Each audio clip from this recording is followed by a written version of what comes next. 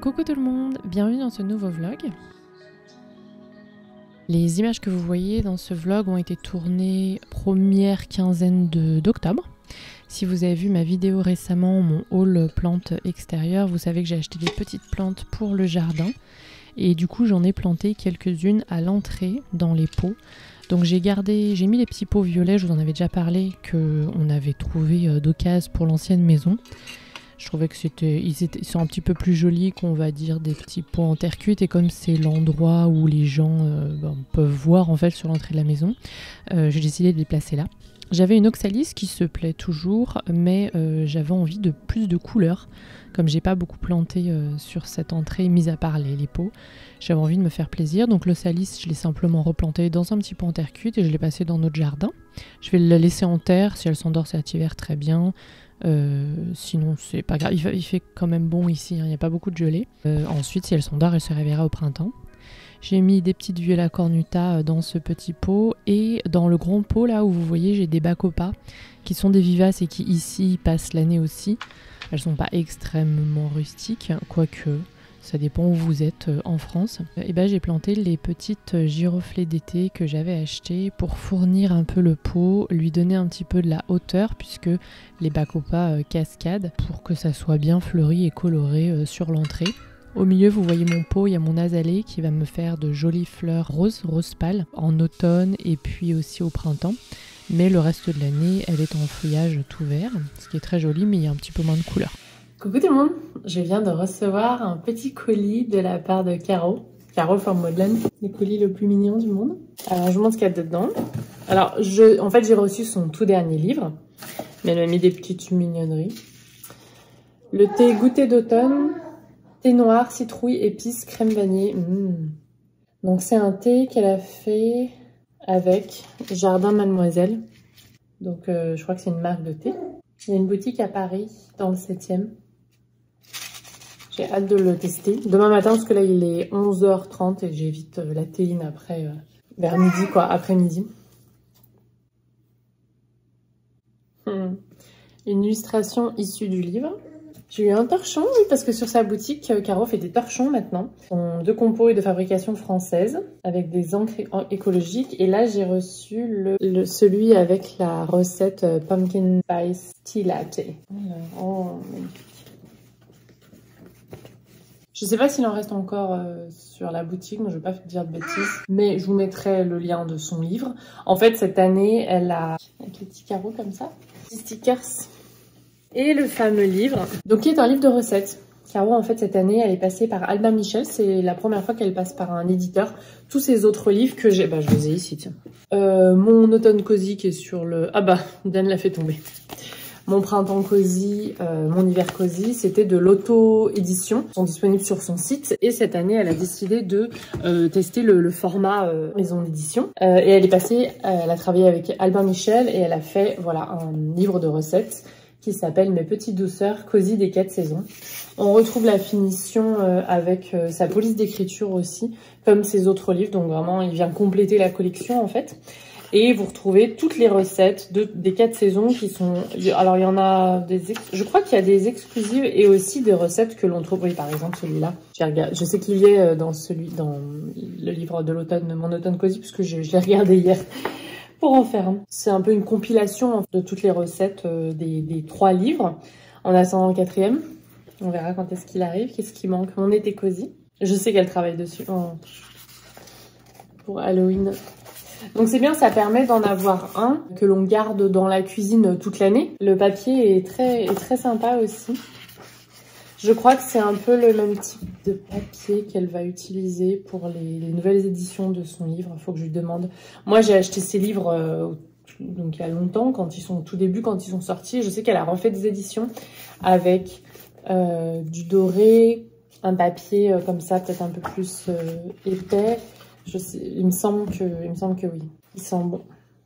Il est super. Ah, je vais montrer ça à Loulou quand il va rentrer de l'école. Il va être trop content. Halloween est dans 2 semaines, 1 semaine et demie. Il est à 19,90 chez Albin Michel. À s'offrir ou à offrir. Mais je suis bien contente. Voilà pour cette petite ouverture de colis. Hey! Oh ma tuto. Et je viens de me rendre compte qu'il va falloir que j'arrose mon potos. C'est Boublou parce qu'il a vraiment soif. Les potos, c'est vraiment top quand on débute parce qu'ils vous disent quand on les a arrosés. Là, vous voyez, les feuilles sont un peu flétries et avachis. Alors, c'est pas spécialement judicieux d'attendre ce stade-là parce que, vous voyez, vous allez perdre peut-être une feuille au passage. Enfin bon, les potos grandissent rapidement. Si vous perdez une feuille, c'est pas grave. Mais surtout, si vous êtes débutant, c'est pas mal. Ou si vous manquez de temps, comme moi, pour vérifier toutes mes plantes. J'arrose bien celles qui sont dans la cuisine parce que vraiment, elles sont sous mon nez. Je suis dans la cuisine constamment. Mais celle-là, que j'aime beaucoup, que j'ai placée sur mon buffet, là, dans la salle à manger, dans le coin salle à manger, je l'oublie, quoi. Et puis alors, en plus, avec un pot en terracotta, le terreau sèche rapidement. J'y vais maintenant. J'adore mon évier parce que, je sais pas, il y a alors, je vous montre. Il y a le filet d'eau et il y a la douche. Et du coup, pour les plantes, c'est juste trop bien. Je peux les doucher vraiment. En plus, il est grand. J'y vais à fond. Et comme il est grand, il y a 2 espaces. Sur un côté, j'ai mis une grille comme ça, juste pour mes plantes.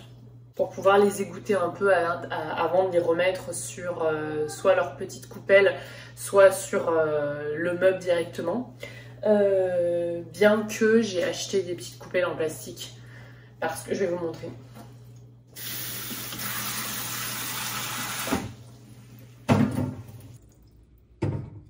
J'ai acheté des petites coupelles en plastique, alors pas hyper jolies, mais bon, c'est pas grave, parce qu'en fait, je voulais pas... Comme j'arrose in situ, là, dis-moi ce Oya que une abonnée m'a envoyé, qui habite ici aux États-Unis. Magnifique. Une petite bouture qui se plaît bien sous le soleil californien, clairement. C'est pas génial, mais je veux surtout pas... Ça, il y en a un que j'ai laissé en terre cuite. Ça, je vais le changer. Je veux pas abîmer les boiseries ici. Je fais attention maintenant à tout. Pas que je faisais pas attention en tant que locataire, hein, mais c'est des choses auxquelles on réfléchit 2 fois plus.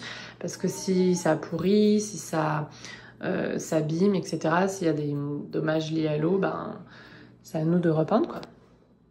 Donc voilà, pour le moment, c'est là. Si on achète le Breakfast Nook dont je vous ai parlé dans ma vidéo sur notre maison, je pense que je les modifierai, enfin je les mettrai plutôt ici. Il y a un macramé là qui n'attend qu'une chose, c'est d'être suspendu, donc je pourrais en mettre 2. Je mettrai, je pense, ces 2 potos pour le moment. Parce que sinon, à chaque fois qu'on va s'asseoir, on va mettre la tête dans les plantes et les faire tomber, donc c'est pas la peine. Surtout avec les enfants. Donc voilà, pour le moment elles sont là, mais après elles trouveront d'autres places, soit dans la cuisine, soit dans le reste de la maison. Ensuite, quelques jours plus tard, quand j'ai eu une seconde, c'est un peu compliqué en ce moment, j'ai planté les Snapdragon, les mufliers que j'avais achetés. Je vous ai montré ça aussi dans mon haul. Donc je les plante à l'automne ici. Et ce que j'avais fait l'an passé, c'est que j'avais coupé toutes les fleurs, tous les bourgeons en fait de fleurs, les bourgeons floraux, pour que les fleurs s'établissent bien à l'automne, vraiment prennent bien racine. Et comme ce sont des vivaces qui sont pas hyper rustiques, mais ici il y a assez peu de gelée, on descend jamais en dessous de -5, vraiment c'est assez rare. Et bien l'an passé, elles s'étaient bien installées et au printemps elles avaient explosé, elles étaient énormes. Là j'ai décidé de pas couper toutes les fleurs pour en profiter un peu parce que ce bac il est quand même un peu vide, on vient d'investir le jardin. Sur la partie inférieure, j'ai mis encore des giroflées d'été. J'en avais acheté un pack de 6, donc il me restait encore 3. Elles, c'est pareil, je les ai laissées en fleurs. Mais je pense que clairement, si je les installe, que je coupe les fleurs, elles vont rester voilà, tout l'hiver et s'éclater aussi au printemps. Ce mois d'octobre, on a aussi fait pas mal d'activités manuelles avec Loulou. Mais non, c'est bien. Il est de plus en plus intéressé parce que comme il a commencé sa petite école, qui n'est pas la vraie école ici si vous avez suivi, mais nous on a trouvé une petite structure via la ville où on est, donc public et pas trop cher. C'est que 3 heures le matin, 4 fois par semaine, mais il s'y plaît bien. Et il adore maintenant faire des activités manuelles. Louis c'est quelqu'un qui a beaucoup besoin de bouger et en fait toutes ces années je lui ai plutôt donné ce qu'il avait besoin, c'est-à-dire des activités physiques, et en fait il aime de plus en plus se poser. J'utilise ce livre Les mercredis sous la pluie que j'adore. Si ça vous intéresse, je pourrais vous les mettre en barre d'infos. Il y a plein d'activités manuelles assez simples, vraiment il n'y a pas besoin de matos de fou. Et c'est super sympa, il y en a parmi les saisons, il y en a aussi juste de façon aléatoire, je sais pas, pour un anniversaire ou truc comme ça. Et nous cette année on a fait les petits glands là qui se trouvent dans leurs feuilles de chêne et on a fait aussi le mobile chauve-souris trop choupi. Et puis j'ai aussi pris le temps en octobre de planter cette petite jardinière. Je vous avais dit que j'attendais parce que j'avais envie de mettre des bulbes en dessous, mais il a fait tellement chaud tout octobre qu'en fait j'en avais marre de la voir vide. Mes chrysanthèmes trop jolis là, d'une couleur un peu rose pastel, commençaient à fatiguer, à attendre dans leur petit pot en fait de culture. Donc je me suis dit, tu sais quoi Marion, t'as plein d'autres pots en terre cuite. Le jardin, il y a des petits coins où on peut cacher des pots où on a mis des bulbes et où il n'y a rien dessus, c'est pas spécialement joli. Donc tu vas te faire plaisir et tu vas fleurir ce petit coin parce que j'ai pas non plus 100 000 plantes dans ce jardin et j'ai envie de profiter. Octobre il fait doux, on a encore beaucoup dans le jardin. Donc je me suis fait cette jolie petite jardinière.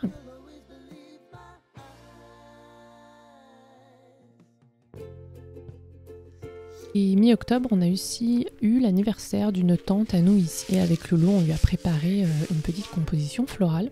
J'ai récupéré ce pot que j'avais déjà depuis un moment, je l'avais déménagé. Donc on l'a bien nettoyé pour qu'il soit un petit peu joli.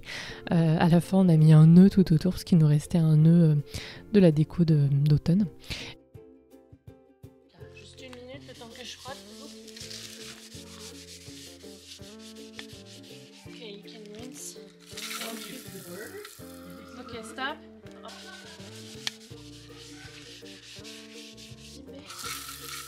Careful, there you go.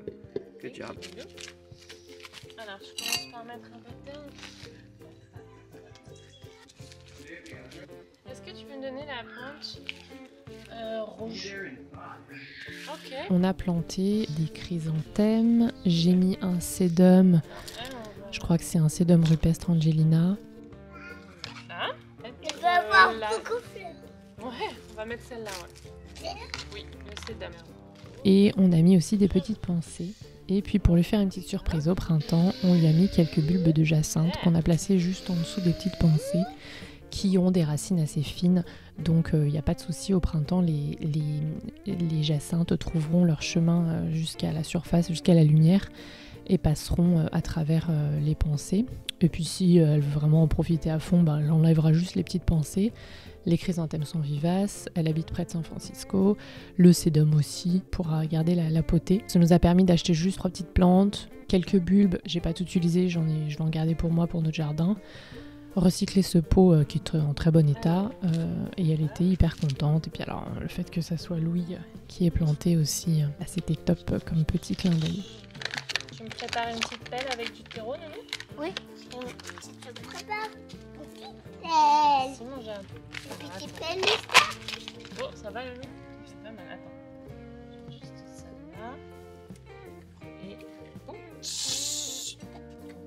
Chut. Tac. Hop là. Super. Hop là. Elle va être trop contente, Gloria. Hein, Loulou? Je le mets là, Loulou, mais tu peux arroser.